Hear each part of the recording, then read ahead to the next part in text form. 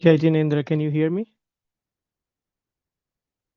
I still can't hear you guys. Yeah, we can hear you. Yep. Okay.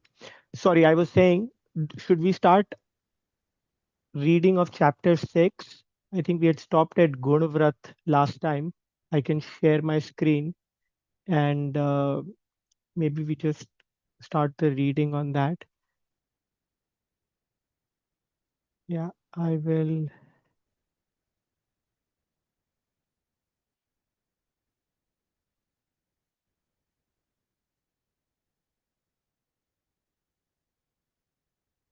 Anyone would like to start reading? Maybe I think it was Deshvrat number 2, where we were last time, where Panditji had continued. I can read. Yes, Praful Bhai, sure. So it's Gunavrata, Digvrat or director abstinence, Deshvrat is regional abstinence, and Anartha Devvrat, which is abstinence from unnecessary demerits, are called the three Gunatvas, Gunrats. So Digvrat, directional abstinence. When the intensity of passions decreases, a householder imposes limitations on his movements within the boundaries of known places in all the 10 directions and adheres to these boundaries for his entire life. This is known as directional abstinence vow, Digvrat. Deshvrat is regional abstinence vow. This vow involves further narrowing the broad boundaries of movement established by Digvrat. The movements are further restricted by time, duration, days, weeks, months, etc. This is known as Deshvrat. Anarth Dandvrat, abstinence from unnecessary demerits. Engaging in purposeless sinful activities such as violence or even thinking about such actions is termed Anarth Dandva. Renouncing these actions is known as abstinence from unnecessary demerits, Anarth Dandvrat. The householder observing these rules or conduct abstains from unnecessary activities like digging the ground, spilling water, burning fires, circulating air, or cutting vegetation. They not only avoid harm to mobile living beings, but also avoid unnecessary harm to immobile living beings. Additionally, they refrain from actions motivated by attachment and aversion and remain detached. This is vow of abstinence from unnecessary demerits. Anarth Dandvrat. Śikṣāvrata. The four following Śikṣāvrata are vows of equanimity, Sāmāyika, a vow of periodic fasting, Proṣadhopavāsa, vow of offering aims to ascetics, Atithi-Saṃvibhāga, and vow of limiting consumables and usage, Bhogopabhoga-Parimāṇa. Sāmāyika, to attain the state of self, Atma-bhava, by adopting an attitude of equanimity through the renunciation of attachment and aversion, rag-dvesh, towards all substances. This is called equanimity or Sāmāyika. And householders who have accepted vows of Vrati-Shravak perform Sāmāyika in a secluded place during morning, noon, evening for at least 48 minutes, Antar-Murut. That observance is known as Sāmāyika Vrat. Proṣadhopavāsa, vow of fasting with aim to acquire spiritual purity. Abandoning passions, sensory pleasures, and food, and staying in the true nature of self, Atma Swabhav, is a fast, upvas. Observing a fast without indulging in outside activities on every 8th and 14th days of both the lunar cycles of the month, Ashtami and Chaturdashi, is known as Proṣadhopavāsa. Proṣadhopavāsa has 3 grades: Supreme, Uttam, Medium, which is Madhyam, and lowest, Jaganya. Supreme Proṣadhopavāsa. The practice of eating only once on the day before and after the holy day, Parva, and observing a complete fast on the day of the Parva itself is called supreme fasting for spiritual cause. Medium Praṣadhopavāsa. Fasting only on the holy day is medium fasting for spiritual cause. Lowest Praṣadhopavāsa. Having a meal once a day in a one sitting only on the holy day is the lowest fasting for a spiritual cause. Bhogopabhoga-Parimāṇa, the vow of limiting consumables and reusable items of enjoyments. Even while the limitation already imposed within the limitations already imposed on possessions of worldly objects, to decrease the patience and further limit the usage of consumables and reusable objects of sensual pleasures is Bhogopabhoga-Parimāṇa. Bhog refers to those sensual pleasures that can be enjoyed only once, and those that can be enjoyed repeatedly is Upbhog. Atithi-Saṃvibhāga, the vow to offer food and the other essentials to worthy guests, sharing one's meal with monks, vowed and non-vowed householders, Vrati-Shravak and Avrati-Shravak, in a proper prescribed process is called Atithi-Saṃvibhāga. A lay follower Shravak who observes the aforementioned 12 vows without transgressions and with true right belief, Nishchay Samyak Darshan, is called a vow observing lay follower, Vrati Shravak. Because without right faith and right knowledge, real vows and other spiritual disciplines cannot genuinely exist. Also with the purity of the soul that emerges within the real right faith and knowledge, and in absence of infinitely binding deluding patience, Ananta Bandi Kasai, and the patience that prevent taking vows of self-restraint, Apratyakhani Varan Kashai, an enlightened householder naturally craves to observe the above 12 vows. Thank you, Praful Bhai. Okay. Anupam ji is here. Jai Jinendra, Anupam ji. Jai Yeah. So we have just read even the last part of this chapter.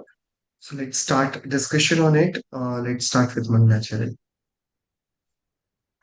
Namo Arhantadam, Namo Siddhadam, Namo Airiyadam, Namo Ubachayadam, Namo Loe Safasahudam. Mangalam Bhagwan Viro, Mangalam Gautama Kari, Mangalam Kunda Kundatyo, Jain Dharmostu Mangalam, Sarva Mangalya Mangalyam, Sarva Kalyana Karakam, Pradhanam Sarva Dharmanam, Jainam Jaitu Shasanam, Jainam Jaitu Shasanam, Jainam Jaitu Shasanam, Moksha Marga Sanitaram, Vetaram Karma Bhubratam, ज्ञातारं विश्वतत्त्वानां वन्दे तत्गुणलब्धये वन्दे तत्गुणलब्धये वन्दे तत्गुणलब्धये. So we all are learning about the 12 vratas of householder, and in this we discuss that okay, the primary aim of vratas is the self-restraint that will minimize our exposure to 5 types of abhiratis, which are called 5 papas. So hinsa, chut, chori, kushil, and parigrah. So to let go of these 5 sins partially is called anuvrata, and to fully let go of these 5 sins is called mahavrata. But this letting go, this virati, it cannot be sustained without additional layer of security. So we have to protect and to enhance the anuvratas. We have 3 gunvratas in which we learned about Digvrat, Deshvrat, and Anarsdanda Tyagavrat. And then I'm not in anuvratas to remain an anuvrati shravak. I also want to scale. I also want to grow. So I want to do transition to the mahavrati shravak. So And Anuvriti, while remaining Anuvriti, also trains himself to be a Mahavriti. So that training, those vratas which train him for that journey, the future journey, those vratas are called Śikṣāvratas. Okay, so the primary act is to let go of all the abhirati, all the asayam, all the distraction because of which we commit hinsa, we indulge in the objects of five senses. And how do we do that? We do it by the additional secured layer of gunavritas to do not again go back to that initial state of avirati. So you practice gunavritas and you limit further yourself. And then to actually take you to higher heights, you take shikshavrata so that there is training that also pushes you to take mahavritas as well. So we learned the names. We understood the names of five anuvratas: Hinsanuvrat, Satyanuvrat, Ahimsanuvrat, Satyanuvrat, Acharyanuvrat. Then we have Brahmacharya or Swadhar Santosh Vrat, and then we have Parigraha Parimāṇa Vrat. And then we had the boundary protectors, three supporting roles, Gunvratas, and they were Degvrata, Deshvrat, and Anartha Danda, Tyagvrat, or in short, we can also call it Anartha Danda Vrat. And we also saw the five different types of anarthadandi kriyas, which we sort of do unknowingly, and that invite so much of trouble that could have easily been avoided.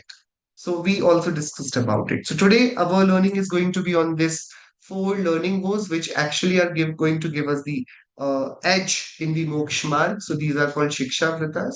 With the core secured and the boundaries drawn, the householder begins active training for ultimate liberation. These vows are vectors pointing outward, preparatory practices that stimulate the Mahavritas of ascetic modhood. What are the different types of Śikṣāvratas? They are, in sense, the training of equanimity, samata, samya. So they are first training us to be, indifferent in all sorts of our purushartha. So the first training is whether can you practice the equanimity or not. And that is the first Śikṣāvrata. The name of the Śikṣāvrata is Sāmāyika. Sāmāyika is that compulsory essential activity which monks, which our Muniraj do on necessary basis, on daily basis. And to become a Muniraj, to be a completely free and completely renounced soul, we also need to practice that equanimity, and we do it through Sāmāyika. What is the method? The total renunciation of attachment and aversion, rag, dvesh, towards all. Just give me a second.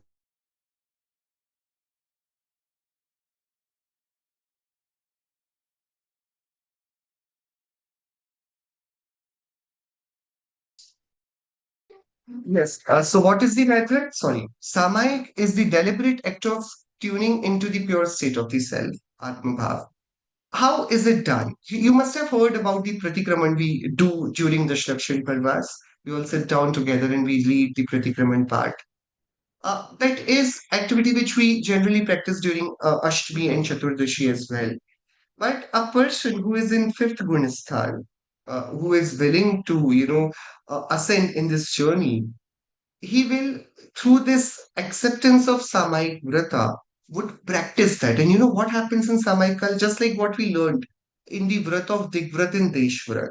What happens in Digvrat and Deshvrat? You limit yourself, you make certain boundaries, and outside that boundary, you're completely free from all sorts of sins.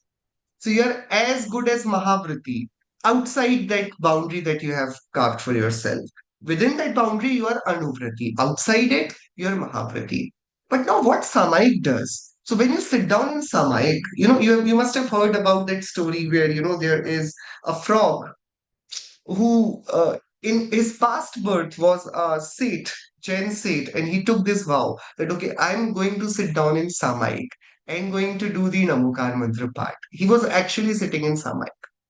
Yeah, and he said that, okay, as long as this lamp has oil and it is lit, I'm not going to stop it in between.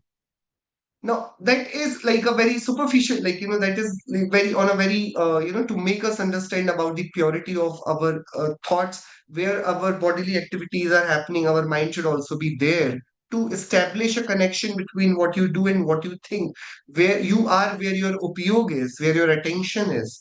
That story is, very well told. But then there is also one story of Seth Sudarshan, and he would go and do Sāmāyika on Ashtami and Chaturdashis in Shamshans, right? So he would go and he would actually disrobe himself completely. And then he'll practice as if he is a monk. And he'll do Sāmāyika.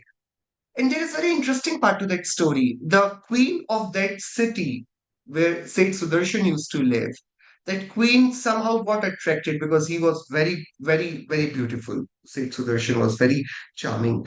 And so once the queen happened to see him and she somehow got attracted towards him, and she then got to know that he's also married and this and that. And then she had a very smart servant, and she somehow thought that, okay, I can make it happen. I can bring State Sudarshan to you. And what she does is she actually knows, she tracks what State Sudarshan does, and she realizes that on Chaturdashi, he goes to Shamshan and does Samayik. And in that Samayik, he completely disrobes himself, one. Second, he's completely immersed in that dhyan. So while he is meditating, she actually picks him up over her shoulder and she takes him. Now, this is how this story goes. And he is so stationary in his meditative state that she actually tells all the security people, those who were there in the Queen's palace, that okay, I'm the Maharani has asked for for a statue, and I'm taking that. That way, the story, how the story goes. My point here to say is, while a Shivrati Shravak is in the state of Samay, say we are sitting in Samay, the condition that we do is during this time, during while I am doing this Samay, I am going to practice extreme equanimity, meaning that if somebody even comes to kill me, I will not protect myself. I am, for this duration, in complete equanimity with life and with death, with friend and with enemy, with any sort of thing that happens during this time. Because I have set for this time to be in this state of equanimity. That's what Muniraj do at the time of Upsarg. What do? They just surrender to the situation. They do not try to fight with the situation. They do not run away from the situation. They just accept it and they just try to be within themselves. This is what in this Vrat the Vrati Shravak is doing. So he's practicing at least for that time, for that much of time, that Antarmuhurt in the evening and in the morning. They are sitting for the practice of equanimity.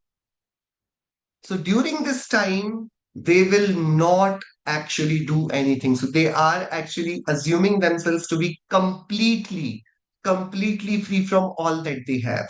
During the time of Samayak, they have no belonging, no attachment to whatever they hold, no family member, no friend, no business, no food, no body, nothing.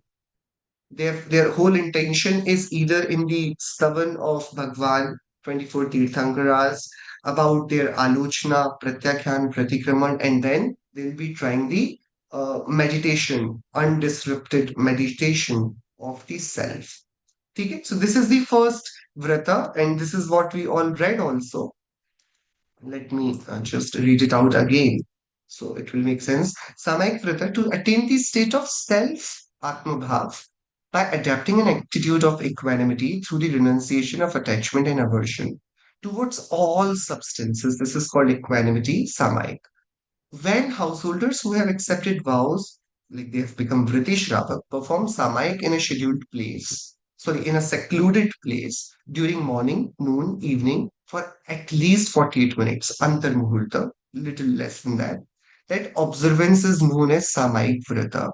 And during that time, when they're sitting in Sāmāyika, there is no earthquake that can shake them. This is what the condition of that vrat is. You do not, so it's not like, okay, I can also sit and meditate for 10 minutes, but it does not become Sāmāyika vrata. If there is a tragedy, a flood has come, the earth is shaking. If they have sat on this, they have committed that, okay, I'm going to practice equanimity, means equanimity of life and death, pain and joy of any sort, what the nature or the life or the daiv or the karmas could bring it on. I'm going to remain where I am. This is simple commitment to the self that, okay, I surrender to this family, to this society, to this body for 23 hours of the day. Let me practice, let me challenge myself and the entire universe that, okay, for these 30, 40, 45 minutes, I am unshakable, test me. So this is what the Sāmāyika Vrat is. So on regular basis, they would do Sāmāyika, they would do like all the Vandana of all the Akritim and Kritimjin Chaityalayas that are there in the all directions of, so we do Namaskar, Avartan, Pratyavartan, all these things are done in Sāmāyika, but that is very methodological. Originally, it is meant to do more intense, concentrated thought on yourself and ignoring and abandoning actually for that duration of time the entire world. Forget about everything. You don't know, you're nobody's friend, you're nobody's father, nobody's mother, nobody's sister, nobody's daughter, nothing. And that time, for that period of time, we are all on our own in Atmabhav. Okay, understood? So Samaik Vrata also has many types, but in our subject, in our uh, syllabus as of now, is this brief introduction only. Okay. The next type of uh, Śikṣāvrata is Proṣadhopavāsa. Now this is quite interesting. So while you become a Muniraj, while you remain in house, okay, and it's simple. When you remain in house, you are over involved. You have so many responsibilities, you have so much to take care of. And it's not just the physical labor that counts, even the mental exhaustion, the toll it takes, your life or responsibilities, the future planning, the ensuring of the well-being of everybody, the budgeting for the educational expenses, the medical expenses, keeping provision for things that may occur unexpectedly. So we account for everything, and therefore, no matter what you're doing and what you're not doing, we all always feel exhausted. We are always overoccupied, always tired. Because remaining in household is actually very difficult. Leaving it is quite easy. Then you only have to just ensure that you have endurance to, face the heat of these seasons, and you do not have any responsibility as such while you are a monk. Yeah, unless this responsibility on your own. So when you are too much involved, then your body also needs too much. So if I am working for like 12 hours a day, and even while I'm not working, I'm worried about working. My body is exhausting and it needs more support. So we eat more than 2 times a day. But as I become a monk, I went disown all accumulations and free myself from all responsibilities. Yeah. Suddenly, there is very few things for me to do. I can either walk and walk and walk, or sit down, or read something, or write something, or meditate. Yeah, there is literally complete, a silence on that side that, okay, what will happen, what will not happen, will I have it, will I not have it, where should I invest it, where should I not invest it, what are the returns, what are not the returns, what if this happens, this goes wrong.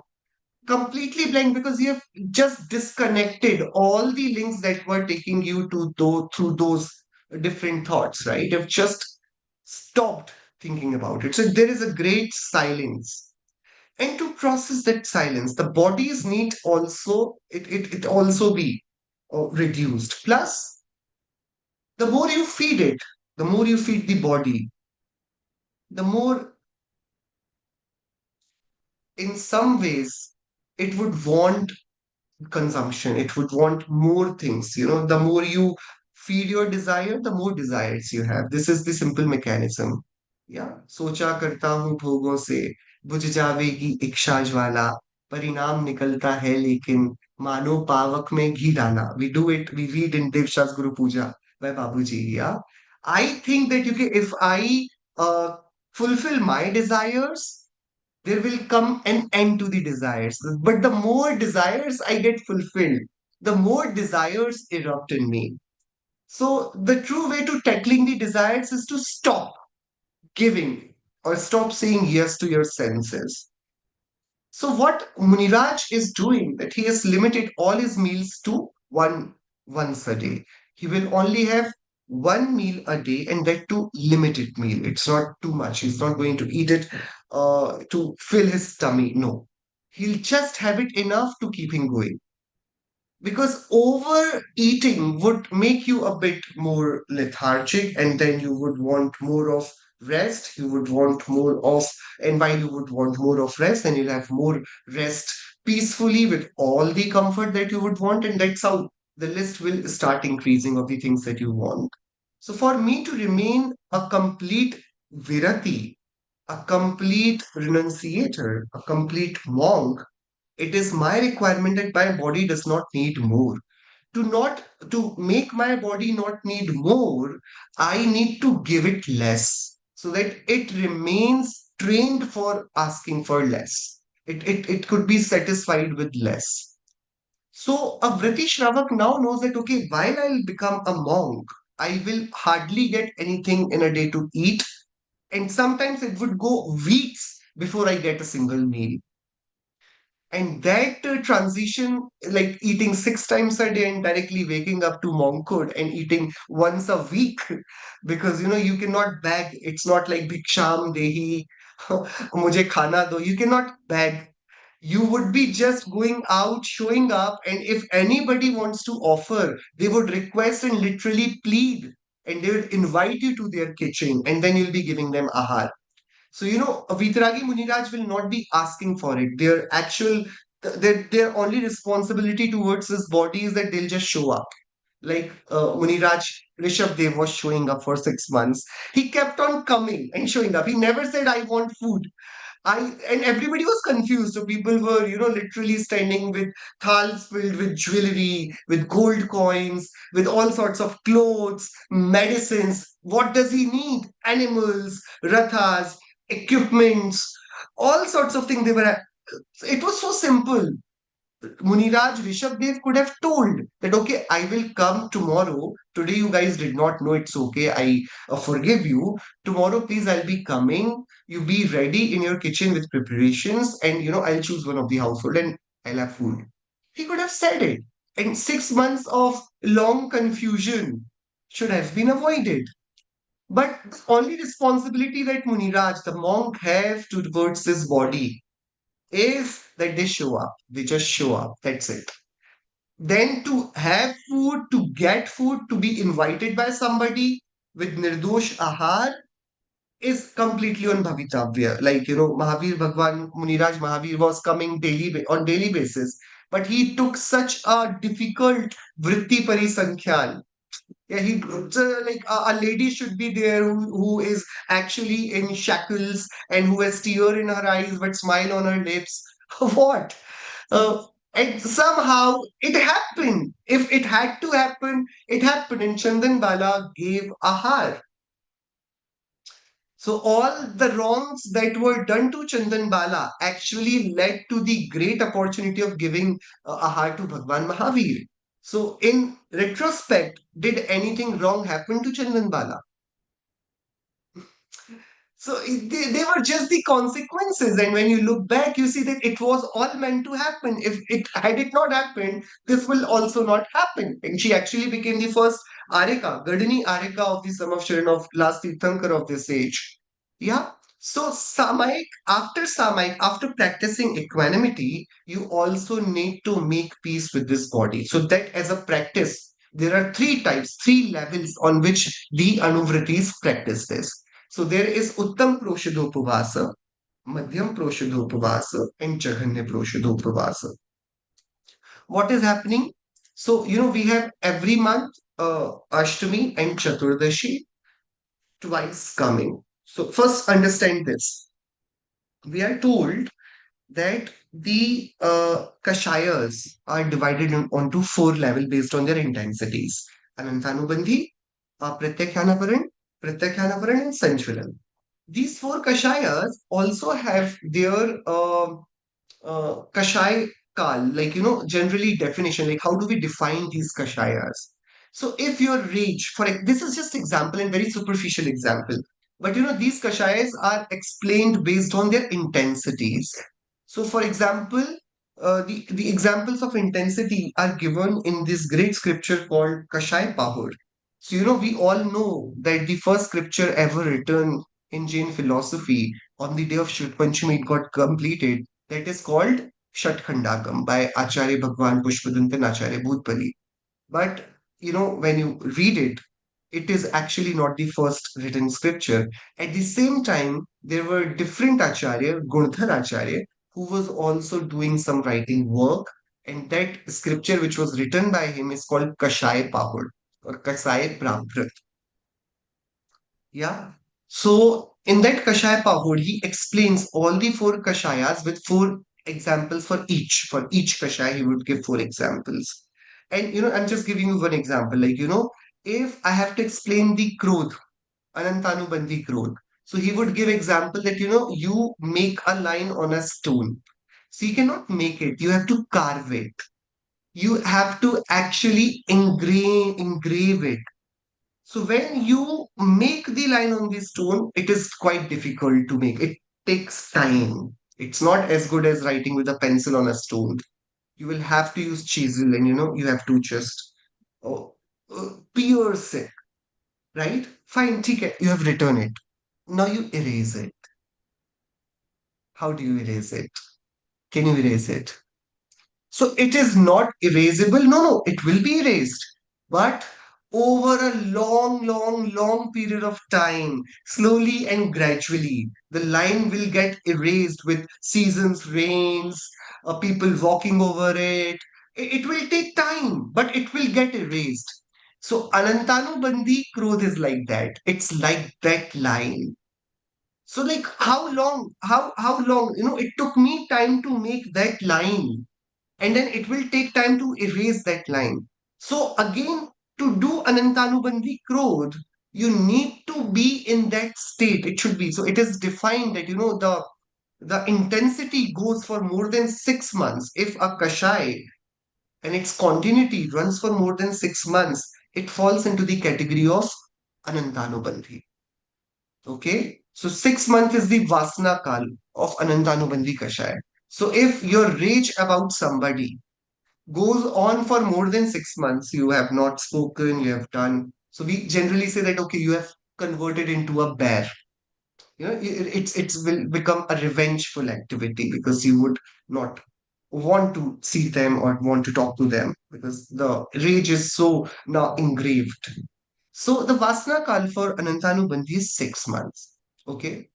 But the Vrati we are talking about is a Vrati so he has let go of Anantanubandhi. So his any of the Kashayas will not go on run for more than 6 months. Simple. So, but when you let go of Anantanubandhi and you come to the stage of Apratyakhyanavaran, the Vasna Kal here is 15 days. Yeah.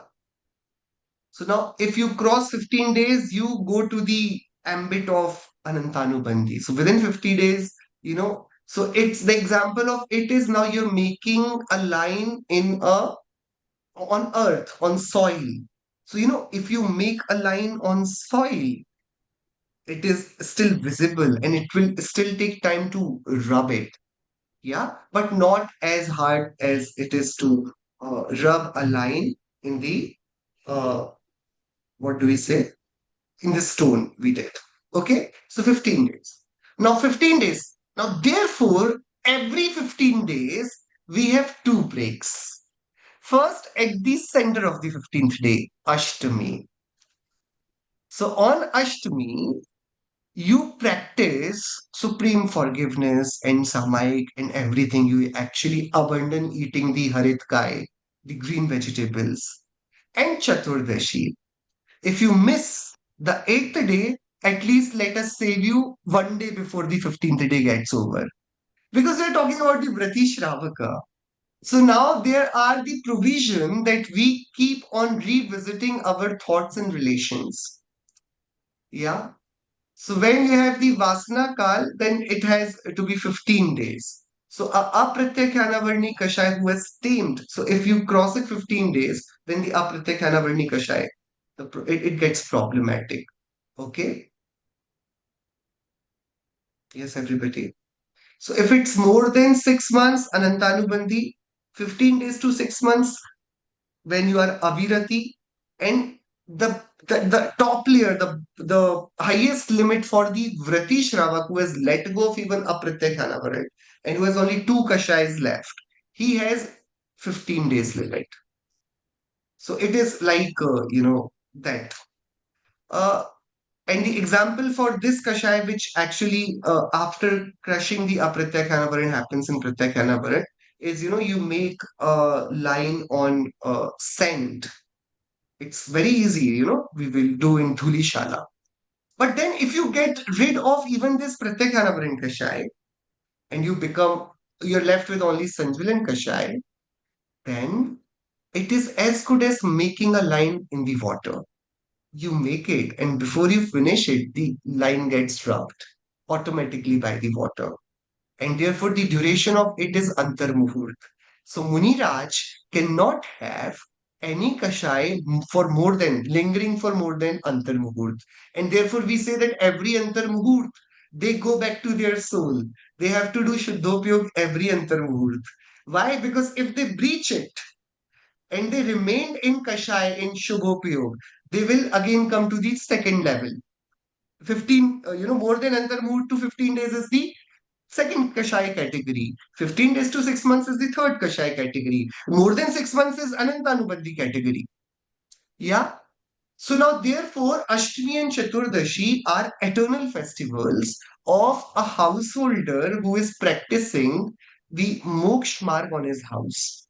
So Ashtami Chaturdashis are considered very important. See, similarly, every 3 months you have uh, either the Dakshilakshan Parva or Ashtanika Parva would be coming. To break that cycle of 6 months, if you breach that 6 month, you again go to Anantanubandhi. So your Ashtanika and Dashlakshan Parv, they come thrice a year in different months, just to make sure that even if you are not Vrati, at least you come, you do Uttam Kshama, you do all the basic practices. So all your Kashai do not breach the line of 6 months. You getting it? So it is programmed. So all our festivals, they're programmed based on, because our dharma is Vitaragta.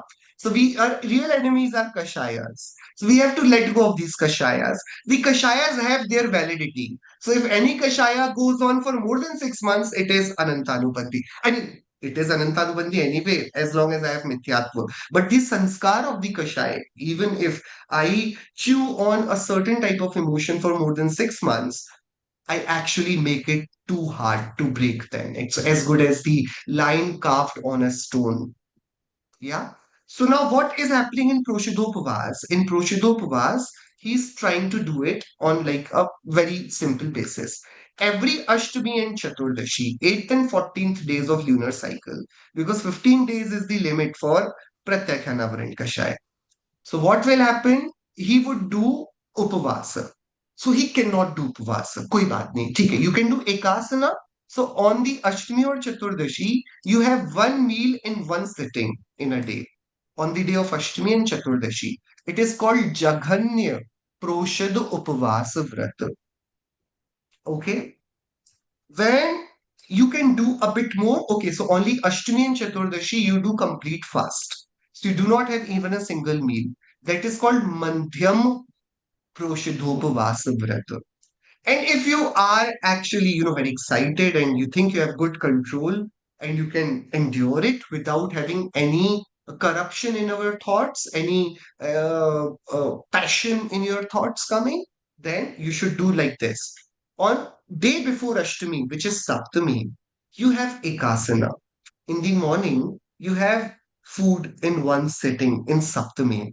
And then after having that food, you leave food for for the entire Saptami, Ashtami, and then on the day of Navami, you again have in the afternoon one meal. So you have one Upavas and two Ekashanas. In Saptami, Ekasana, Ashtami, Upavasa, and Navami, again Ekasana. When you do this for Saptami, Ashtami, Navami, and Teras, Chaturdashi, and Purnima or Amavasya, okay? On 13th day, Ekashana. On 14th, do Upavasa. On 15th, again do Ekasana. So now you're actually doing a two vratas in these 3 days. So this would be called Uttama Proṣadhopavāsa Vrata. Yeah. So it is for what? True fasting is not merely starving the body, it is abandoning passions. And I told you the connection between the passions and this vrata. To abandoning passions, sensory pleasures, and food to stay in the true nature of the self, which is Atma Swabhava. It is observed on the 8th and 14 days of lunar cycles, Ashtami and Chaturdashi. Understood? Yeah. So two trainings. First, when you become Muniraj, you do not have multiple meals a day. And sometimes you do not get anything to eat in couple of days or a week or weeks past. Okay? Because it is very difficult to follow the Jain mode of code of conduct of Muniraj. It's very difficult because you're not begging, you cannot ask, you cannot tell anybody, okay, please, I'll be coming tomorrow, make this, cook this, and I'll have it. You cannot do this. So it's completely left on their luck, their bhagya, their daiv. If it happens, it happens. So to train themselves for this, we have to do this. And it is also in that regard, they leave their attachment towards their body. Yes, understood? Simple. Now, the third thing is, you are a householder, you're a householder, but you have to be Mahavrati. So you'll have to let go of everything that you have. So you'll be Nirgranth Sadhu. You'll have nothing with you. You'll be living literally without everything that you have had since your birth. So you will also have to start practicing the minimalism. So the minimalistic philosophy of Jainism is practiced here. Bhogopabhoga-Parimāṇa vrata. Bhog is something that you can consume only once. Upabhog is something that you consume on repetitive basis. So food is bhog. I ate it and it's gone. I cannot have it again. The same food. But the shirt I was wearing like last week and I'm wearing it again this time. So it could be repeated. So something that you can consume on regular basis, those things are called upabhoga. Something which could only be used once, they are called bhoga. Okay? So working within the limits already set by the Parigraha Pariman Vrata. So in Parigraha Pariman Vrat, you already took certain limits. But just like Digvrat and Deshvrat, Digvrat you had broad boundaries, and in Deshvrat you kept on increasing more boundaries. Yeah. Similarly, in Bhogopabhoga Pariman Vrat, which is Parigraha Tyaga Vrata, yeah, to limiting the Parigraha, I am now furthering these boundaries. So the householder further decreases passions by strictly limiting the actual usage of objects. So distinction of enjoyment, bhoga, single-use consumption, sensual pleasures that can be enjoyed and consumed only once, food, drink, perishables, all these things. Upabhoga, repeated used consumption, sensual pleasure that can be utilized repeatedly over time. Clothing, furniture, vehicles, and residences. So because he has to let go of everything, he starts limiting himself with all the things that he has. So he has numbers onto everything that, okay, how many clothes will I keep? 2 pairs, 3 pairs. How many food items will I have? So I only have okay, whatever comes as first in the thali, I'll not have anything more than that. So now you leave it to the person who is serving. What all they bring to the thali first when they bring it. Whatever they thought you will have only one chapati, you will have, I'll only put one chapati now and then again serve the another one. But when you brought it to them, they said, okay, this is enough. So only they'll eat one chapati, that's it, done. So, you limit your consumption on regular basis. It becomes Bhogopabhoga-Parimāṇa. Okay, everyone? Simple. And the last one is a very interesting one. Atithi-Saṃvibhāga, the flow of sustenance. The vow to offer food and other essentials to worthy guests in a proper prescribed process. What is happening is, you know, uh, if I'm doing a course of chartered accountancy, I would be asked to do a compulsory internship for 3 years. We call it articleship. If you are to become a doctor, you'll have to have complete internship in a government hospital in India. Yeah, so you'll have to practice as under a doctor. You'll have to see how the surgeries happen. If you're a lawyer, if you're a student of law, then you have to work under a lawyer. If you're a company secretary you wish to be, you have to work under a company secretary. You need training to offer your professional services. Before that, you have to be trained under a professional. Yes, this is simple thing. Now, just imagine you, each one of us takes on monkhood. Okay, we all become monks. Do you have any idea how to take a heart? Okay, say how to make Anjali, how to ठीक what happens, how do we get our kamandalus filled, where do we buy the peaches from, how will that happen? So you then take an internship. And how do you take that internship? The Muniraj will not keep you along. So what you will do, you'll uh, work it out smartly. You would invite them and you will see them eating. And that's how you'll know that how do they eat. You'll be filling up their kamandalu. You'll be doing the paricharya, vayavriti.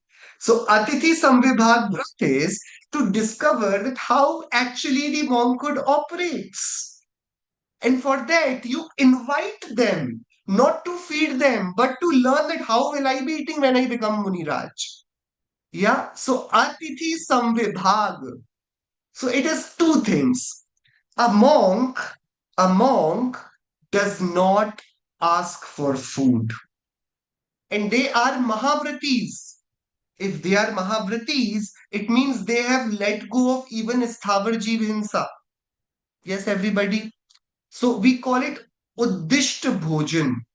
So if I say that, okay, please invite me to your house and I would want to have dosa, okay? So I asked, right? So you will be taking effort and cooking the dosa for me. So all that hinsa is happening on whose account? So I become party to that violence. Yeah. And no, but you may say that, okay, anyways, I too am going to cook food for myself. But you were cooking for two people, na? I am the one who is the additional one. So that added hinsa is happening. Yes. So if that hinsa is happening, who is responsible for it? Krit, Karit, and Anumodana. I have done the Karit. I have made you do it.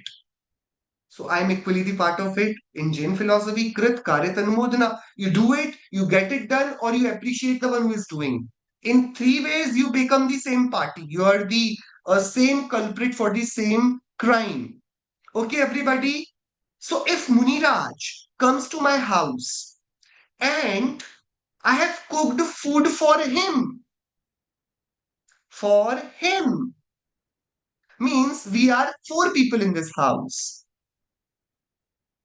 And I thought, okay, Muniraj is in our city, let's cook additional food for one more person. So the cook has been cooked for how many people? Five. So for four people, the hinsa was, RMB hinsa. That was unavoidable. You had to do it. But this additional hinsa that has happened for the fifth person, what is the guarantee that Muniraj is going to have it in your house? Because 10 other people like you have also cooked food and they'll also be inviting the Muniraj and Muniraj might go to their houses as well. What will happen to this additional food that has you have cooked and this additional hinsa that has happened? What will happen to it? I'll eat it in the evening. Uh, but then, if you're a Vriti Shravak, you do not have morning's food in the evening because 6 hours break is gone. So it becomes a bhaksha. Yes, stale food. It's not just overnight makes it stale. Okay, so there's limit to different items for different time. Yes, everybody, are you guys listening? So that additional hinsa will go to whose account? So therefore, the name of this vrat is Atithi-Saṃvibhāga. You do not, first the name is Atithi, means whose coming is improbable. It's probabilistic. You don't know, uncertain. So it is happening not compulsorily, whether he'll come or not. Tithi, uncertain. Tithi is date. Is no date. I don't know whether he would be coming or not today. So uncertain. So what you do? You do make provision for food for them? No. Then how come it will be vrat? You will cook food for 4 people only. But then you will samvibhag. You will divide it into 5.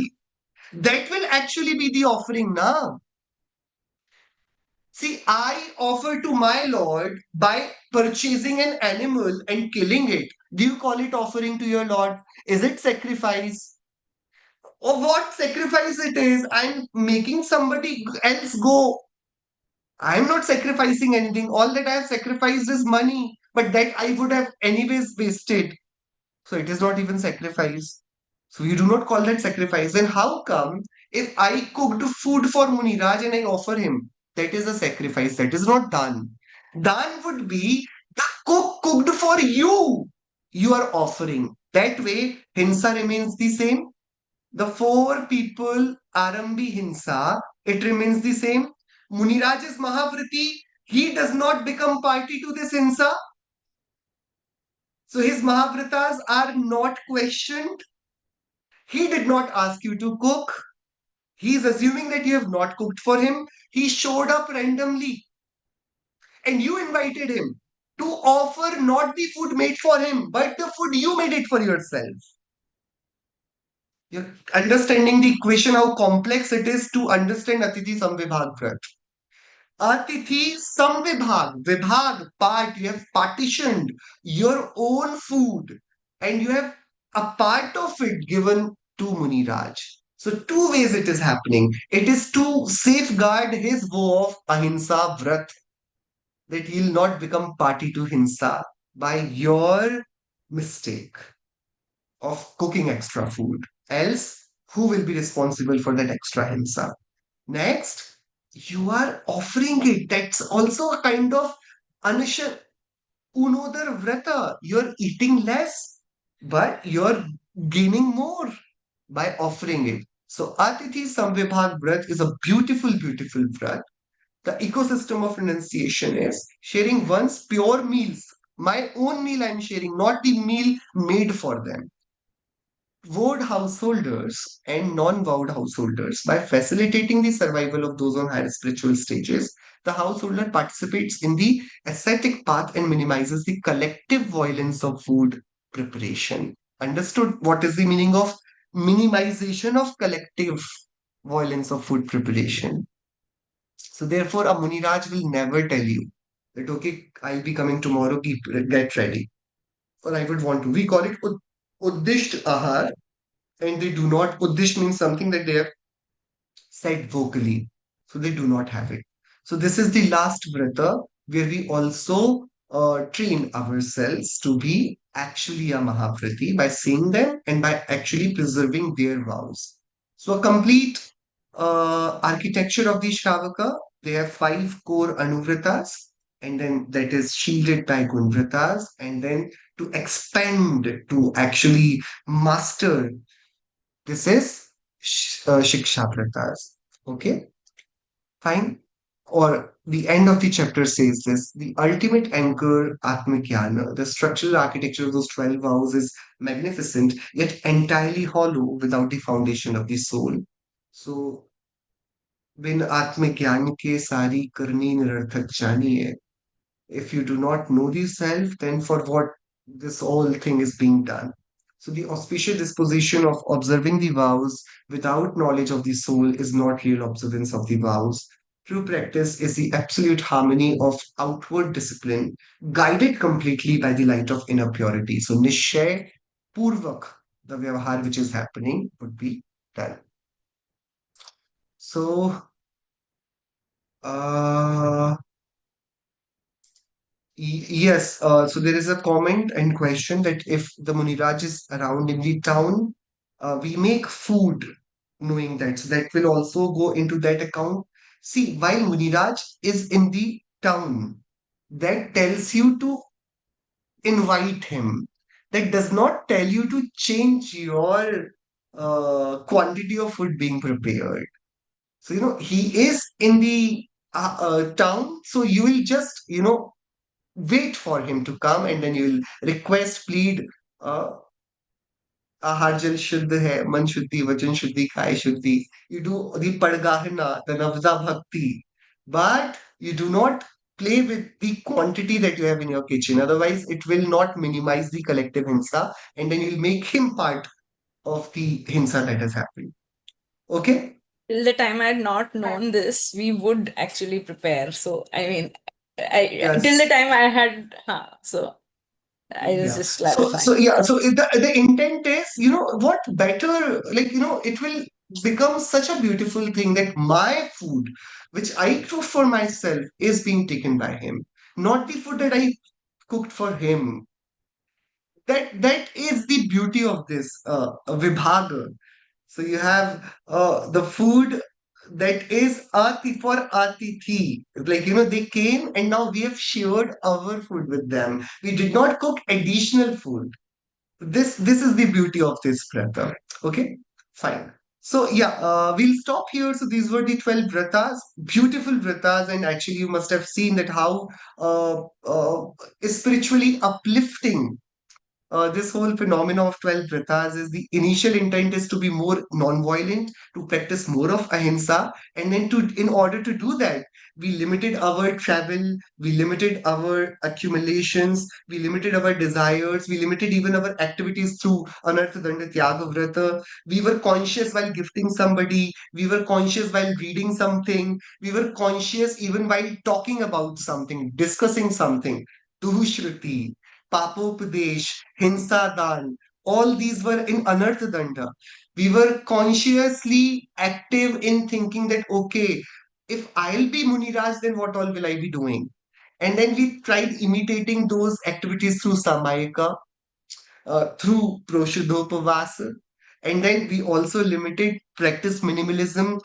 We did Bhogopabhoga-Parimāṇa, and then we actually invited Muniraj to have real-time training of what it takes to be a Muniraj and how they would do things that they do.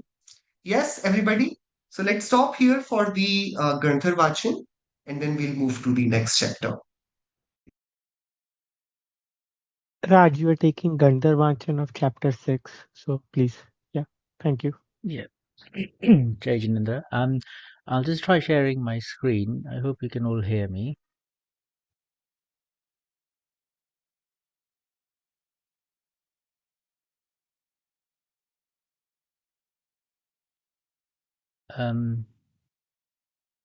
Okay. I think you should be all able to see this, yes? Yes. Yes. So I'm going to just summarize and present the lesson 6, the 12 vows of Shravat from Vitragvigyan part 3. So first of all, what is a Shravak? So a Shravak is somebody who has basically achieved Samyak Darshan, and therefore by definition is in the fourth Gunastan. And the sort of other word for Shravak is as a householder. And through the foundation of Samyak Darshan plus the sort of almost automatic absence of Anantahandubandi Kashai and also the absence of Pratyakhyana Varan Kashai, he's able to progress his inner purity to eventually become a Shraman or a Muni or a Mahavrati. there's a part of the chapter that just clarifies that all the vrats, all the vows, have an element of nishay locus, which is basically from internally or from the soul itself, and then the charitra aspect of it, which is the vyavahar vrat. So I have shamelessly lifted this from Anubhavji's presentation. So just to basically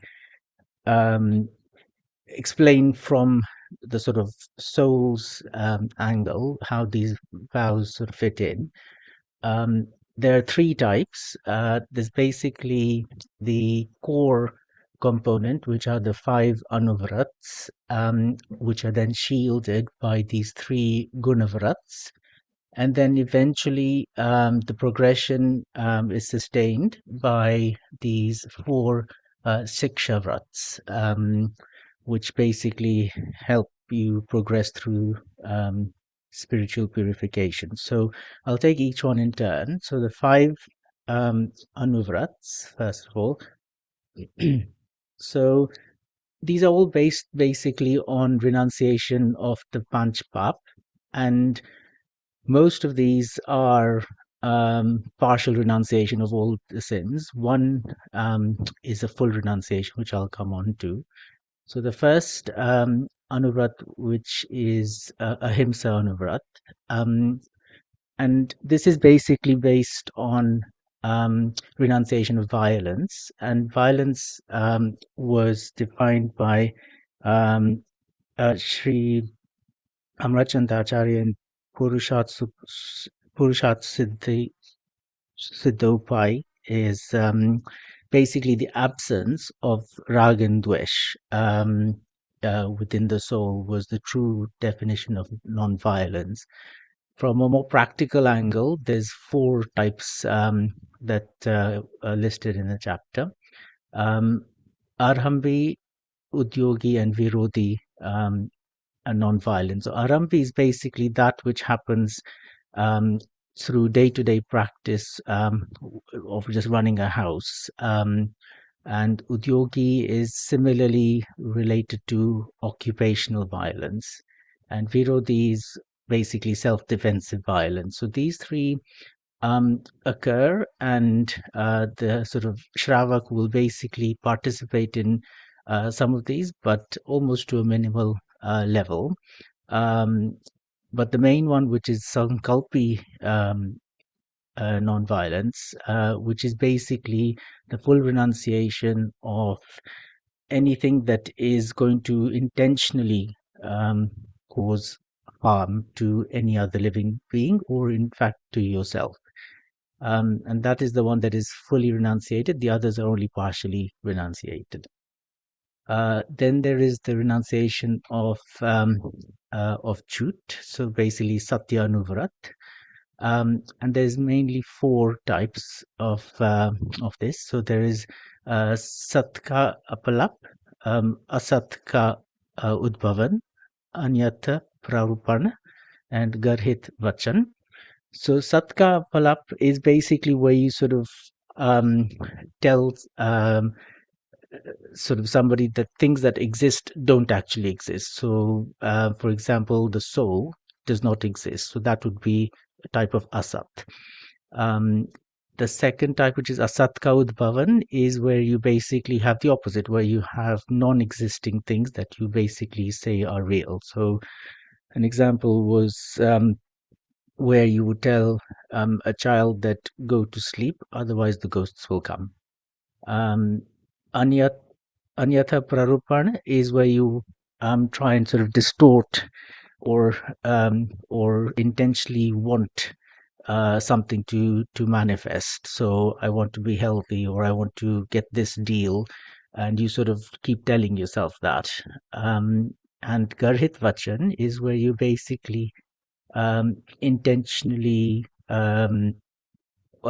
through just being mean, or try and sort of say it in a harsh way and not a delicate way, things to others that will hurt them.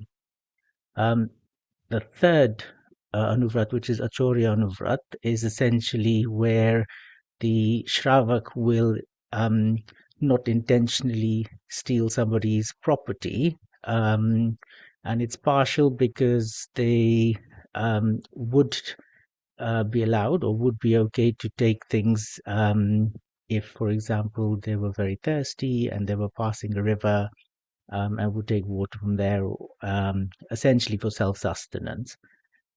The fourth Anuvrat is Brahmacharya Anuvrat, which is essentially celibacy, and where the householder would only look to his spouse to have relations with and nobody else. And then the fifth one, which is Parigraha-Parimāṇa Vrat, which are basically limiting possessions.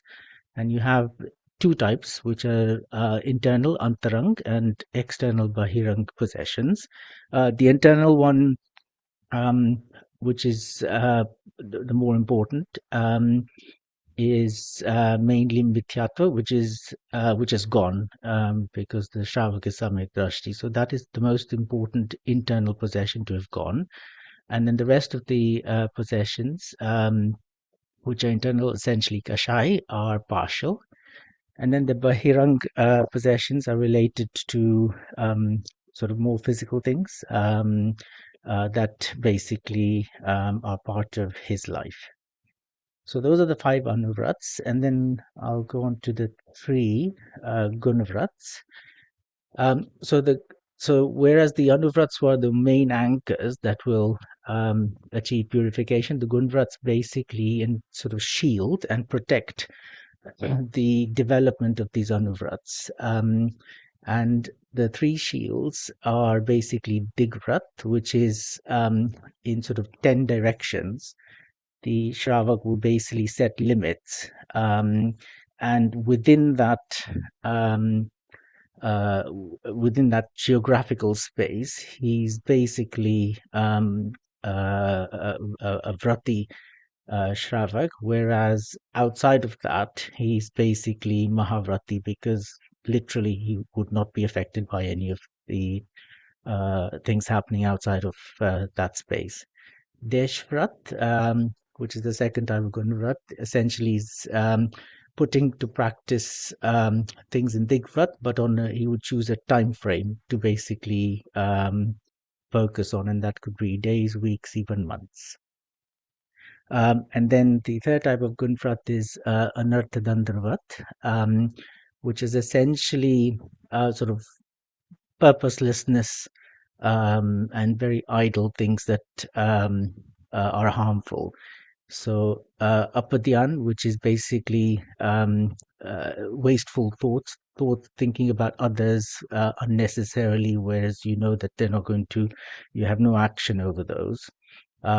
Papopdesh, which is basically giving unqualified advice to others when you don't know yourself, for example, career advice. Pramacharya, which is basically just sitting and doing things to sort of almost pass the time. So it might be plucking grass or digging the soil. And then Hinsadan, which is basically offering gifts, which are either bred from violence or potentially might be used for violent activities. He would also avoid.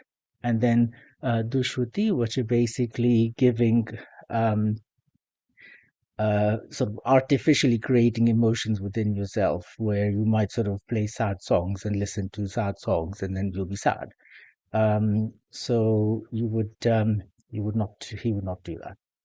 And then the last one, which we read about today, was the four Śikṣāvrats, which are basically, you've got your five anuvrats, they're protected by the gunvrats, and then the Śikṣāvrats basically give direction to the Shravak about basically the practices that will make him a Muni. So the first of that is Sāmāyika, where for 48 minutes or more, often 3 times a day, he would essentially forget the rest of the world and only focus on his soul and tune into his Atma Bhav. Then we had Proṣadhopavāsa, Vrat, which are of three types. There is Jaganya, Madhyam, and Uttam, fasting. So this is all related to fasting. And we read about how at least on 2 days of the month, on Ashtami and Chaturdashi, the Shravak would observe fasting. And depending on whether he has it at the Jaganya stage, which is basically having ekasana, 1 meal a day on those days, or Madhyam, which is medium, where he would have nothing to eat on that day, or Uttam, which is where he would he would have no food, nothing to eat on that day, but either side he would do an ekasana. And we heard about how that essentially the essence of fasting frees up a lot of the sort of stress that goes along with being a householder. Then we had Bhogopabhoga-Parimāṇa, which is essentially the act of actively being minimalist and getting by with the least things that you need, either single-use bhog or repeated use like clothes upabhog. And then Atithi-Saṃvibhāga, Vrat, which essentially is how the householder would facilitate ahar mainly for munis and those who have mahavrat, basically, whilst at the same time not adding to their hinsa. And we heard about how basically through that act, the Shravak can learn also how to achieve ahar when his time would come. So those were the 12 vows of a Shravak. And most importantly, I think the conclusion basically said that without samyak darshan, without that inner purity, none of these actions effectively count for anything. So that initial stage of self-realization is very important, through which the rest of this builds. Thank you. Very, very, very beautifully done. Summarized everything, actually in short and in detail as well. About the Sāmāyika Vrata, it is written that it should at least be 48 minutes or more. The actual word is Antarmuhurt. And Antarmuhurt is a duration of less than 48 minutes. So even the Sāmāyika has different types, just like Proṣadhopavāsa, right? So it could be less than 48 minutes as well, and more so than it could be, right? So it should not be like at least just 48 minutes for everybody's sake. Yeah, Baki, it was very beautifully done. Everything I think which we discussed, including the types of Anarth, Danda, Vrat, the detailed types, everything is covered. Beautifully done. Fine. Chalo. So let's move on to chapter number 7. And the chapter number 7 is quite it is going to be a bit heavy because it is now going to discuss about the moksha marga as told to us by Acharya Amritchandra Dev, and some heavy differences from his Atmikyati Tika and his scripture called Purusharth Siddhi Upaya have been taken in this chapter, and it's actually a beautiful chapter to like what actually is that is going to take us to liberation or to make us free. So let's start with the introduction of Amritchandra Acharya Dev. Anybody who would want to read this? I'll do it. That's fine. Yeah, okay. Please. Acharya Amritchandra, personality and achievements. In the realm of spiritual saints, if there's one name to be mentioned after Kunkundacharya, it is Acharya Amritchandra. It is a matter of regret that aside from his writings, we know almost nothing about this great Acharya who existed around the 10th century. Acharya Amritchandra, who distanced himself from worldly acclaim, composed extraordinary texts and even expressed this sentiment. Varnaya Kritani Chitraya Padani Tu Padai Kirtani Vakyani Kritam Pavitram Shastra Midam Na Punarasmabhi 226. Different letters formed words, words formed sentences, and sentences formed this sacred scripture. I have done nothing. A similar sentiment has been conveyed by him in his scripture, the Tattvasara. Pandit Asadar referred to him as Thakur, indicating that he might have belonged to a noble Kshatriya family. You possessed an exceptional command over the Sanskrit language in both your prose and poetic compositions. Your language was emotionally resonant, naturally comprehensible, and imbued with qualities of sweetness. You are a great soul immersed in the bliss of the self, Atma Ras, and thus your writings are saturated with the essence of spirituality, Adhyatma Ras. All his works are in Sanskrit. His writings include both prose and poetry. In his prose works, there are commentaries on the great texts of Acharya Kunkun. The commentary on Sāmāyika, known as Atmakhyati, the commentary on Pravachan Sār, referred to as Tattva Pradipika, the commentary on Panchastikaya, titled Sāmāyika,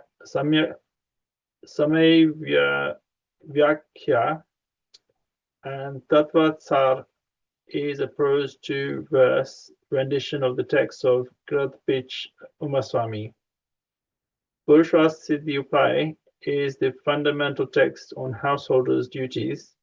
It contains an insightful discussion of violence and non-violence.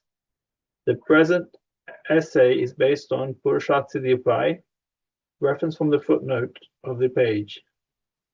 Tatam bahut kahi, Jaisam ragadi mitavan ka shradana hoya sohi shradana samyak darshan hai. Bahuri Jaisam ragadi mitavane ka janana hoi sohi janna samyak jnana hai. Bahuri Jaisam ragadi mirdai sohi acharana samyak charitra hai. Aisa hi moksha mana yogya hai. Translation of footnote, which is not there in the Hindi text. The essential teaching is simple, that conviction which is aimed at eradicating attachment and aversion is called Samyak Darshan, right faith. Then the knowledge which aims to remove attachments and aversions is called Samyak Gyan, right knowledge. Furthermore, the conduct of actively removes attachments and aversions is called Samyak Charitra, right conduct. Such a path to liberation, moksha, is deserving of acceptance. Reference Moksha Prakashak Sasti Granthmala, Delhi, page 313. Shall I stop there? Yeah, thank you. So Acharya Amritchandra Dev is quite famous while we become student of his spirituality. The original spiritual wisdom is like propagated in Jainism, Jain philosophy by Acharya Kunkundeva in his 5 Parmagamas.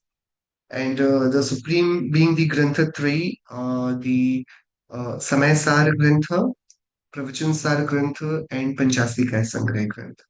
All these three granthas of Acharya Kunkundev, Acharya Amrit Chandradev wrote commentaries after 1,000 years of rewriting the scripture. So there is 1,000-year gap between Acharya Kunkundev and Acharya Amrit Chandradev. And somehow he became the one who could just add beauty to the writings of Acharya Kunkundev through his interpretation, through his commentaries. Apart from the commentaries, he also wrote his own scriptures, which are like the Vatsara, Purushar Siddhi Utaya. And these are also the scriptures which add and which show and which put Jain philosophy on world stage in a beautiful manner. This chapter is based on his workings, the workings of Acharya Amritchandra Dev in context to the Samyak Darshan, Samyak Gyan, Samyak Charitra, which are in unity called Moksha Marga. Okay, so we're going to learn about what actually leads to liberation. So let's start reading the chapter. It has lecturer and it's actually mostly a monologue. So who would want to read it? Anybody? Okay, Kapil type, yeah. Sorry, lecturer. It is a fundamental fact acknowledged and experienced by all that all living beings in this world are unhappy and everybody wants freedom from his unhappiness. They also make attempts to do so, but since they do not know the correct path to liberation, all their attempts are in vain. The basic question thus is, what is the real path to liberation? What is the path to liberation? Before this question is answered, it is necessary to solve the question of what liberation is. Liberation means complete freedom from grief and pain. All unhappiness is full of restlessness, akulta. Liberation, therefore, must be without any restlessness. There is no complete happiness that is liberation as long as there is even a slightest trace of restlessness. What is the path to mukti? Describing this, Acharya Amritchand writes, Samyak darshan bodha akritre kritrayatmako nityam tasyapi moksha margo bhavati nisseveyo yathasakti. The unity of the right faith, right knowledge, and right conduct, Samyak Darshan, Samyak Gyan, and Samyak Charitra is the only path to liberation, moksha. Every individual should strive to follow it to the best of his ability. Thus, it is established that the unity of the right faith, right knowledge, and right conduct, Samyak Darshan, Samyak Gyan, Samyak Charitra, is the only path to liberation. However, the question arises, what are the right faith, right knowledge, and right conduct? From the absolute point of view, Nishchay, all three, right faith, right knowledge, and right conduct, that is Samyak Darshan, Samyak Gyan, Samyak Charitra, are essentially modes, paryay, of the soul itself. That is, they are the pure modification of the self, Atma. To recognize the true nature of one's own soul as distinct from all other substances and to have a steadfast faith, Shraddha, in that is the right perception, Samyak Darshan.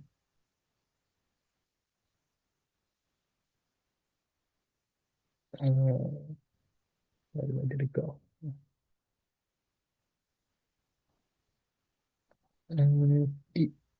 We can read ahead. Is it visible? Sorry, to gain, I've lost where I was. Okay, it's gone to the top.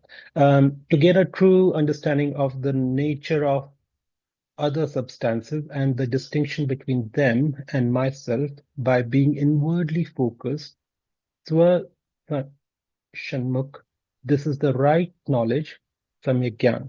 and to remain free from the influence of external substances and external dispositions per bhav by increasingly absorbing in the inherently known nature of one's true self. Gyan Swabhav. This is the right conduct, Samyak Charitra. Explaining further, Acharya Amrit Chand writes, Jeev Jivadinam Tattva Vartanam Sadaiva Kartavyanam Sradhanam Viparita Vikata Mrit Rupam Tat. To know the living being and other fundamental realities, Tattvarth, with faith, conviction, that is free from misconceptions, is the right perception, Samyak Darshan. One should strive daily to attain this, for it is none other than the true nature of the self, Atmarup. We must first strive to attain right perception, for without attaining it, the path to liberation, moksha, does not even begin. It started. Tatradavu samyakvar samuparsrayaniyam akhilayatina tuna tasmin satveya satyeva yato bhavati jinanam charitranam. It says karitraha ka. Okay. Among the three, right perception, right knowledge, and the right conduct, one should first strive with full effort to attain right perception, Samyak Darshan. For when it is a present, knowledge transforms into the right knowledge and conduct becomes right conduct. Without right perception, all knowledge remains ignorance, and all auspicious conduct, even in the form of great vows, Mahavrat, and similar practices, remains merely false conduct, Mithya Charitra.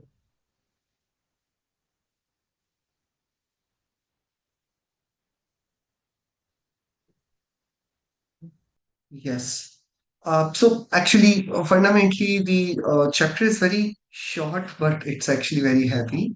There are a few things which are completely cemented. The first thing is this fact, our acknowledgement of this fact, that every jeev, regardless of their form of life, the gatis they live in, every jeev, the ultimate goal is that they all want happiness and they want to be free from any sort of suffering, pain, dukh. Yes? And even if somebody is willing to seek pain, it's not because they're willing to seek pain, but they somehow have the notion that by pain they will feel good. So even the pain is being consumed and it is being consumed to have this notion of something good will happen out of it. So even those who are suffering willingly are suffering because they think that, like, if I have a surgery, I'm going to suffer. But I'm undergoing that surgery and take all that pain because I know after that I'll be better off. So the first thing is everybody, the common goal of every living object in this world is to be happy. Yes. But when we acknowledge and we all agree on this fact that, okay, we all want to be happy, then we'll have to define what unhappiness is. What is it that we do not like? What is it that we all are running away from? And this becomes a very tricky business. How to define unhappiness? What is dukh? What is suffering? How many of us are in pain and in suffering? How many of us? Are we all unhappy? But I don't think anybody that who meets you or who sees you on the street thinks that you are unhappy. I don't think we look unhappy. Do we look unhappy? And if somebody says, how is it going? We'll say, it's going great, it's going fine, we are good. So, how do you define that I'm not happy or I'm unhappy. How do we define it? So in Jain text, it is very clearly and very simply mentioned that unhappiness is restlessness, akulta. So whenever you are in the haste of doing something, whenever you have a to-do list, something that is pending and needs to be done, some place that you need to go to, some level that you need to reach, some objectives which you need to achieve, some desires that are unfulfilled, anything that keeps you restless, it is called dukh, it is called suffering. And by that definition, every desire in itself becomes suffering. Every thought in itself becomes suffering. And that is the danger of this definition. So, definition which we are trying to have is what? The universal condition is that everybody wants to be happy and everybody wants freedom from grief and pain. And therefore, having freeness, complete freedom from this grief, suffering, pain becomes our ultimate goal. But is that what mukti is? Where you do not have headache, you do not have backache, you do not have poverty, you do not have any sort of medical condition. Is that what true liberation is? Is that what true liberation is? Like, how we associate with mukti. Like when we say, शुद्धातम है मेरा नाम, मात्र जानना मेरा काम, मुक्तिपुरी है मेरा धाम, मिलता जहाँ पूर्ण विश्राम. Then we say, जहाँ भूख का नाम नहीं है, जहाँ प्यास का काम नहीं है, खांसी और जुकाम नहीं है, आदि व्याधि का नाम नहीं है. तो do I want to go to liberation because there I will not be sneezing, I will not be eating, I will not be getting infected with diseases. Is it why I'm choosing liberation? And where is this Siddhishila where I need to go? Where is this place? So the first thing is no, happiness is not a place. Happiness is not having a certain condition. Happiness is only the state where you are nirakul, where you are, it's state of mind. Happiness or peace or actually the liberation is the state where you are completely free from all sorts of akulta, thoughts, desires, restlessness. And that does not happen in Siddhishila. It happens here in the very fabric of the soul. So happiness or joy or moksha is a paryay of Atma, is actually my own form that I take over. Just like I am right now in the form of a human and I am having humanly thoughts, the same soul will get transformed into a siddha, into a liberated being, where it will itself become the mukti, the liberation. The soul itself becomes the liberation. So therefore, mukti is what? It's a simple equation. Mukti is equal to completely free state from akulta. It's absolute zero akulta becomes your mukti. This is the definition of moksha. Moksha is not somewhere at the top of this world. Moksha is not being attained from Sammeshikar or Girinargiri or Champapuri or Pavapuri or Kailasha. It is not that you are going to get it in the sum of Sharan of Tirthankara. Moksha is simple. It is us not being worried, not being agitated, not being in the state of akulita. Fine. So the question comes, what is the point of akulta? Why do we get akulta? Why is it that we all are restless? Why? What makes us, let's say, there is death in the family. A very dear one person has passed away. And everybody is upset. I want to ask why.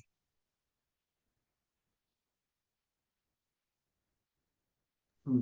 It's the lack of knowledge or understanding of it's not a lost forever, for example. So we get agitated because we do not know the future or we do not have the complete understanding of what's going around us. That makes us anxious about If the what's somebody going on. if somebody passed away, And if they have died completely, if it's a total full stop, complete end, total death, then we should be happy for them because they're free from all sorts of suffering. It's actually the liberation that this death has brought to them, if it's complete end. So, actually, we should pity ourselves that we did not die and we were happy. We still have to wake up every day, go on to work, deal and fight with the daily obstacles of the life. They have gotten like freed. So, if death is complete and absolute, then it is an occasion of celebration. They have been given a free pass. They've actually graduated. They have actually, arrived. If death is not the ultimate end, so as I'm saying, they have passed away. They've gone away. They have not gone, right? So there is no point in crying or being sad about them.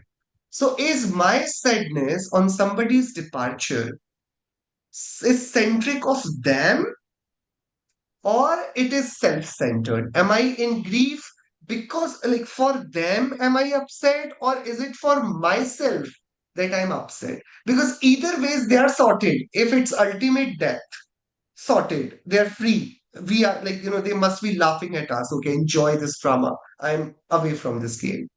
If they have gone and they're still there is no death that has happened. They're still there.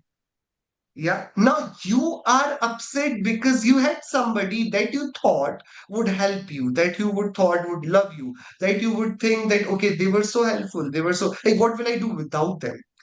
So your loss, your grief, your akulta is very self-centered. It's very selfish. You're grieving not their passing. You're grieving your own loss. Yes, everybody. And this is what Samyak Darshan feels. All the origination of our akulta is coming from our misunderstanding about the actual working of this world, like you said just now.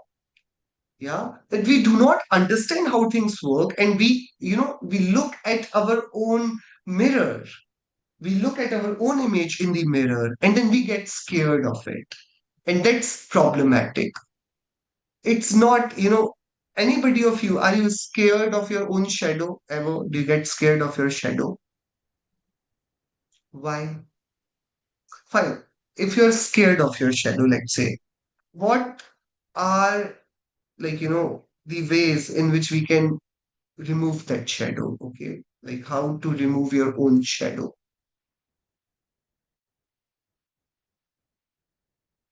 How to remove it?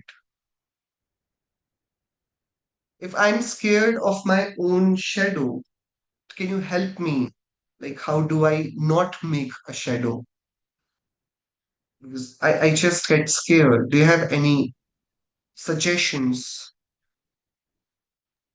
How can we do it? Stay in the dark.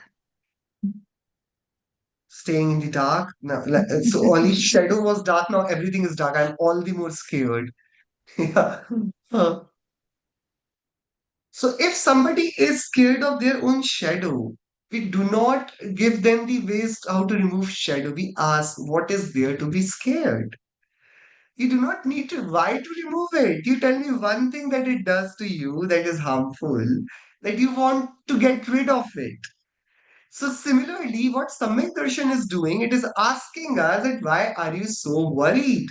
Why are you in such great tension? Why are you in this akulta?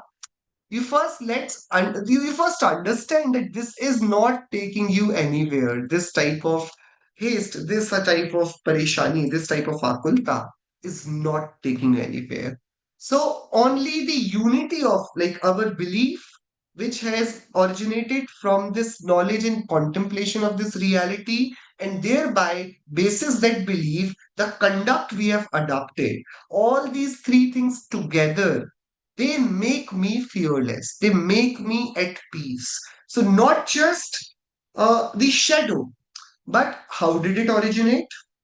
What can it do to me? And do I need to get rid of it or be scared of it? So my fearlessness from this shadow came from my knowledge about how shadow functions and my belief that what shadow is.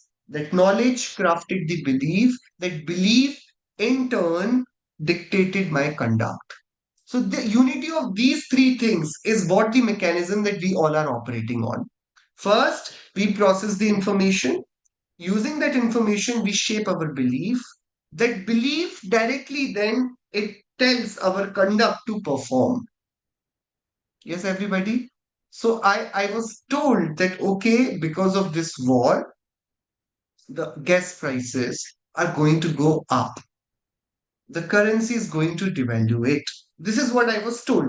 I processed it. I studied the situation. And then I said, yes, this is true. And then next thing I did is I had a full tank in my car before the rates go high. So that conduct, that charitra, that practice, it came not from the knowledge, but the knowledge which was accepted by my belief. It led to the change in conduct. So the conduct changes not by listening to the information, but by listening to how authentic that information is. You believing, you stamping that information. So whatever we do becomes actually our dharma. But what is it that we do? We only do what we believe. And what is it that we believe? We only believe what we know. So, what we know, we process it, we search for the authenticating resources, we authenticate and shape it as our belief. Whatever we believe, accordingly we function. So, it is the unity of these three things. Only doing will derive something, will take you to some place. Only doing, not thinking. So doing is the real dharma. You have to do it. But the doing is controlled by believing. And the believing is the function of knowing.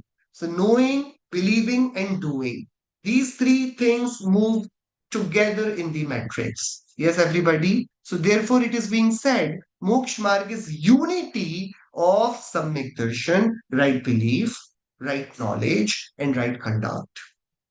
You only know and do nothing, not moksha marg. You only know and believe nothing, not moksha marg. You only do but don't know why you do what you do. It's not a moksha marg. So if you do without knowing, it's superstition. It's balta. It's tradition. If you only talk and not do, nobody is anyways going to believe in it. Is not going to serve with anything to you. Yes. So in one extremity, if we go, then it becomes Swakshandita. The other way, if we go, it becomes Mudita. In both ways, we damage ourselves.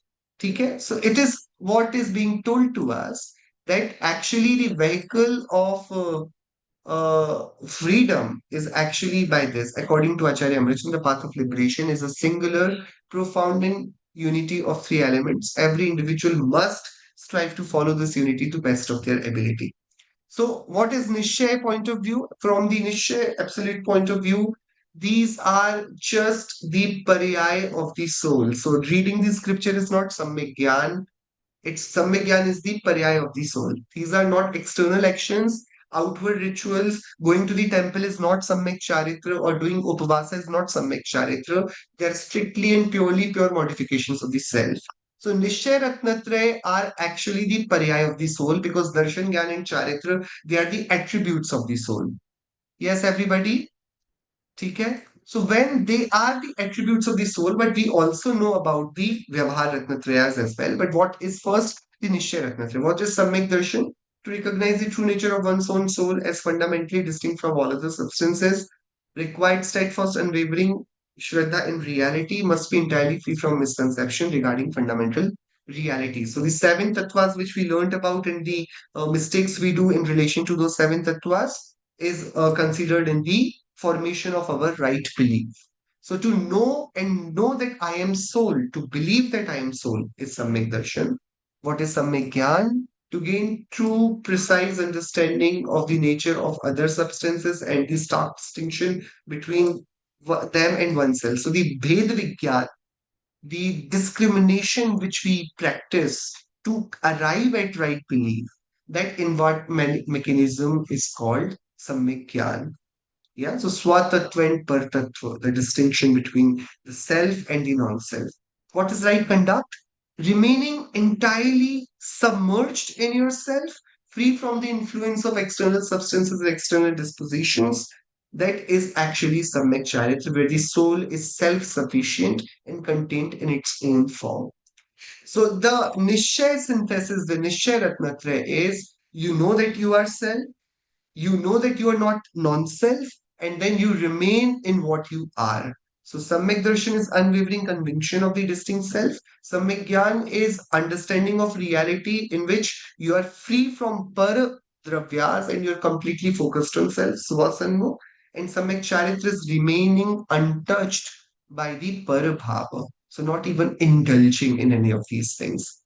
Okay? So, therefore, in this chapter, it has been concluded that, what is the main catalyst? What leads to the moksha marg? What is it out of these three things that we must focus on? And that is right perception.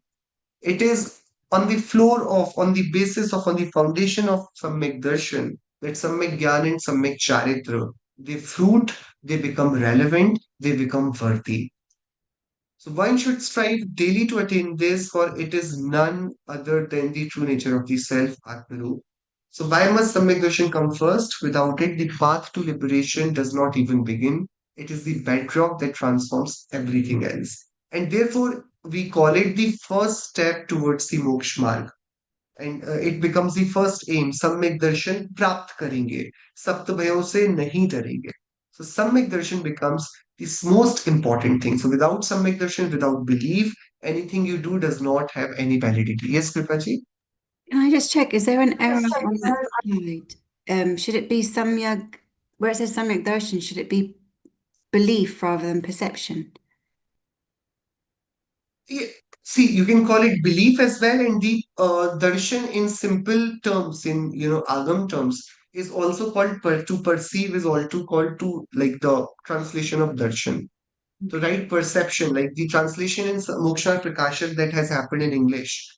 So there, for Samyak Darshan, right perception word is used.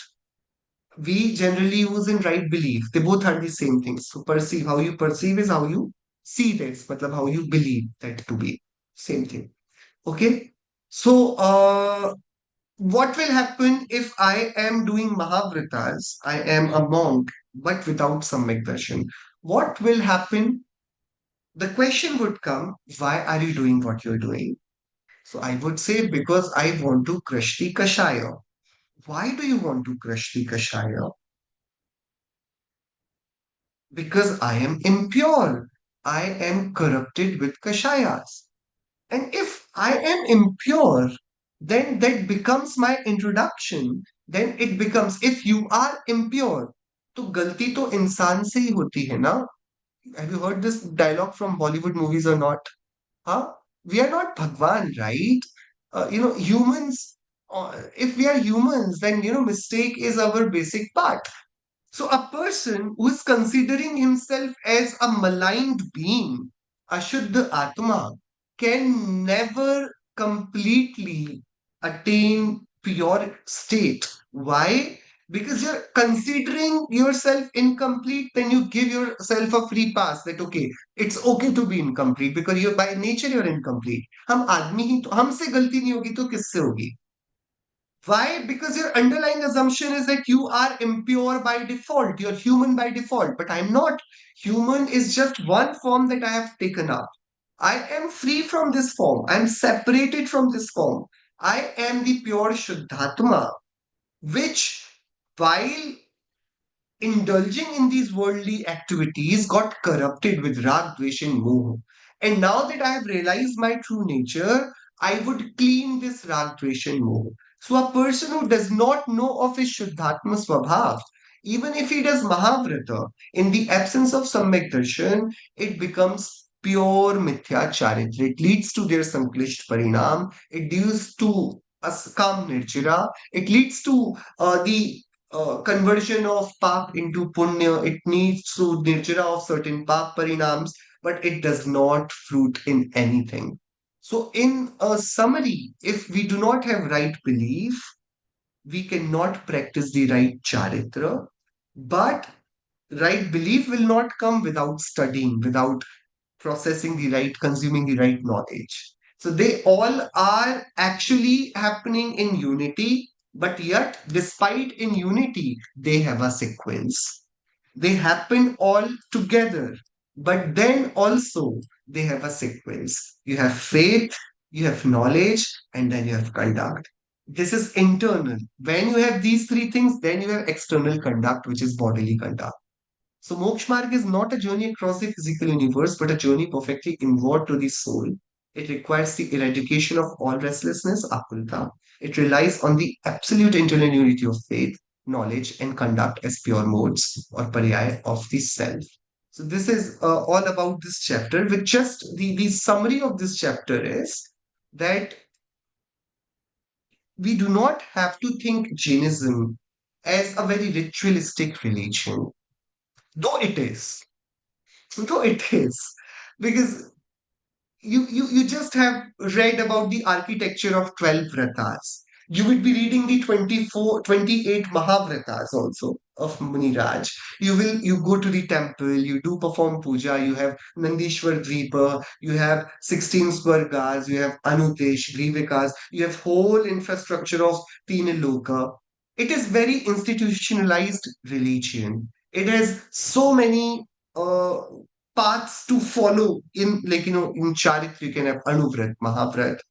Then even further then you have Shields, Vratas. There are so many different things that we have as rituals. But again, it is not ritualistic. Why? Because these are the pathways that you do not take willfully. They automatically happen as you start your journey inward. Just like we did not have to change anything. Yet, the more we read, our lifestyles kept on changing. Many of the things stopped happening, which used to happen a few days ago, a few months ago, a few years ago, the things you used to do. Now you do not feel like doing those things. So now you're not doing them. For a person who is indulged in those things, it would appear to that person as a ritual. For you, it's just a natural outcome of your swadhyaya. So for others, from the other side, it looks like ritual. But for the one person who is actually reading it through, learning it through it, believing it, all the conduct is being pushed by his own beliefs, and it comes very naturally. So the real moksha marg is not what it appears from the outside. It is actually the purity of our gyan, our darshan, and our charitra. And therefore, it is our innate primary responsibility to ensure that we have the right belief first. Yes? Okay, sure. We'll stop here. Do we have any more Gandharvachan for today? Yes, Yes, so it's my Madhvi. Gandharvachan. Yes, fine. Yeah, Okay. sir. So, Jai Janendra, everyone. Thank you so much. So, today's Gandharvachan for chapter number 7. We are discussing Moksha Marg in this chapter, and this is as written by Acharya Amrit Chandra ji, who is the second most to Acharya Kun Dev ji. He has actually commented on the three basic, grunts that are written by Acharya Kunkundev, almost after 1,000 years of them being, written. And he's also written Tattvasar, which is a poetic transformation of the sutras of Acharya Umaswami, and he's written his own original work, Purusha Siddha Upay. I've just noted that from today's, which is how do you, on the life of a householder. And what is the path to liberation is discussed in this chapter. The path to liberation is based on 3 gems, which is Samyak Darshan, Samyak Jnana, Samyak Charitra. But when you say path to liberation, first we understand what is liberation. So liberation is moksha. What is moksha? Free from unhappy. The state of being happiness is moksha. The freedom from restlessness is moksha. So then, every being, seeks happiness. And then what makes us unhappy is what is dukh is, what we understand first. So any kind of just by the very definition, the state of freedom from restlessness, thoughts, and desires. Because because if you want to do something, if something is in your pending list kind of thing, it gives you dukh. So any thought, any desire, any wishful will actually be a cause of your dukh and will take you away from or take happiness away from you, basically. So mukti is absolute zero akulta.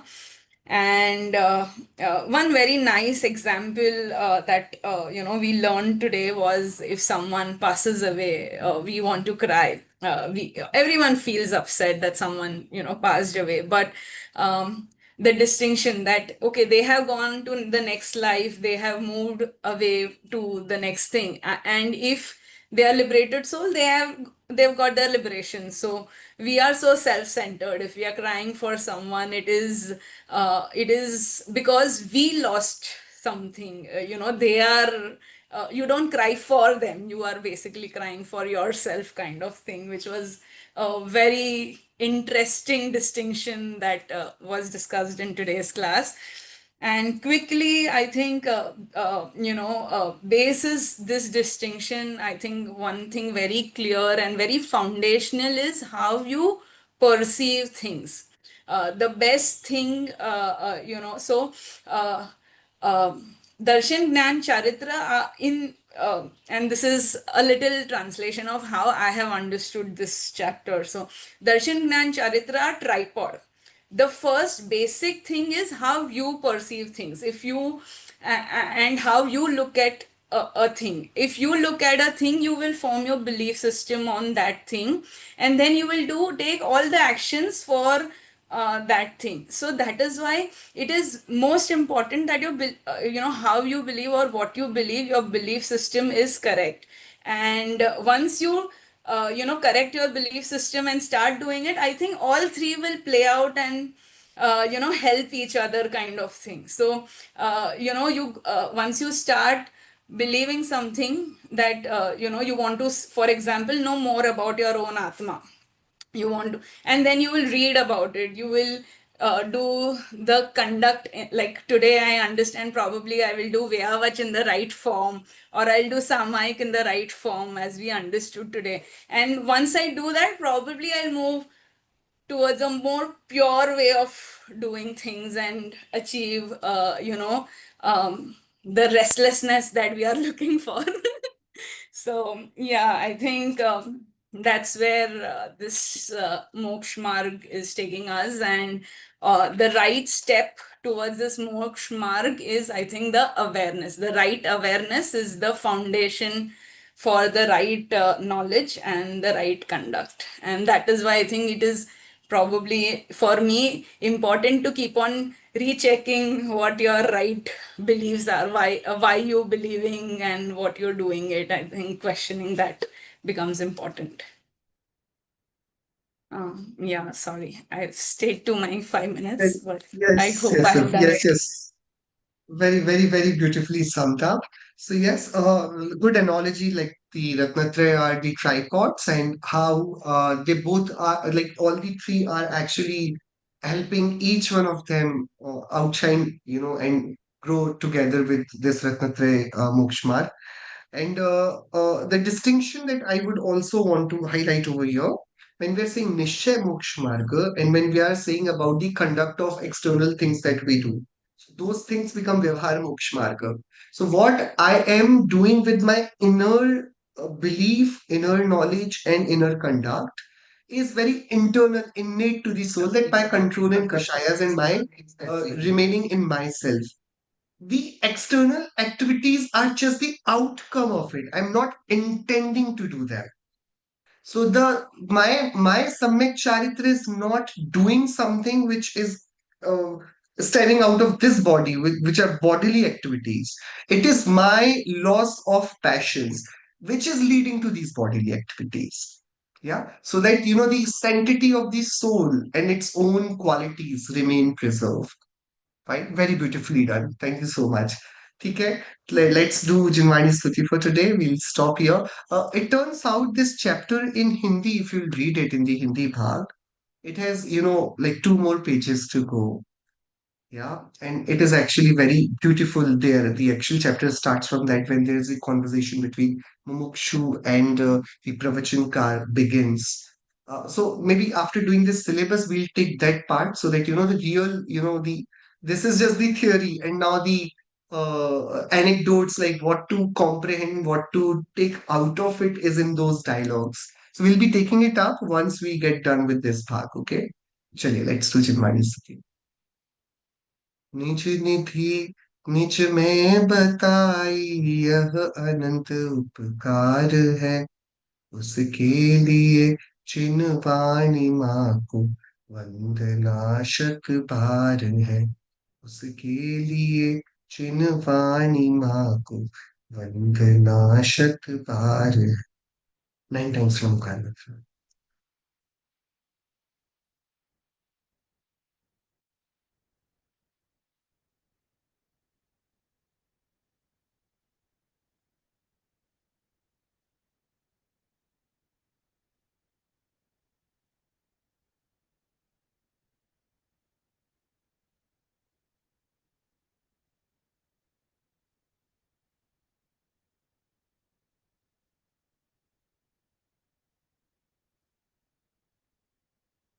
वाणी माता की जय हो जैन धर्म की जय हो तीर्थंकर महावीर स्वामी की जय हो जय जिनेन्द्र थैंक यू एवरीवन